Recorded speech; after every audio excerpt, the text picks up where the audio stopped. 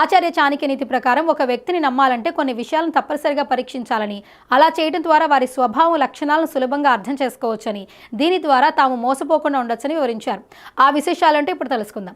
మనలో ప్రతి ఒక్కరి జీవితంలోనూ చెడు లక్షణాలు, మంచి లక్షణాలు ఉంటాయి. సోమరితనం, చిన్నతనం, గర్వం లేదా తరచుగా అబద్ధం చెప్పే అలవాటు ఉన్న వ్యక్తులకు అస్సలు నమ్మకూడదు.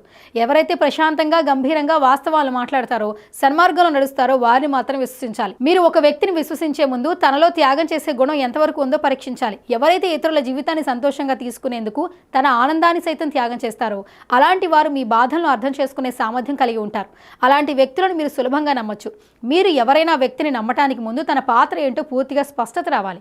ముందుగా తన ఇంట్లో ఆ వ్యక్తి పాత్ర ఏంటి, వారు ఎలాంటి పనులు చేస్తారు, మంచి పనులు చేస్తారా లేదా చెడు పనులు చేయడానికి ఇష్టపడతారా అనే విషయాలను చూసిన తరువాతే వారిని విశ్వసించడానికి పరిగణలోకి తీసుకోవాలి. ప్రస్తుత సమాజంలో ప్రతి ఒక్కరికి డబ్బులు అవసరం ఉంటుంది. ఇది కొందరిని కలిపితే ఎక్కువ మందిని విడదీసే ప్రయత్నం చేస్తుంది.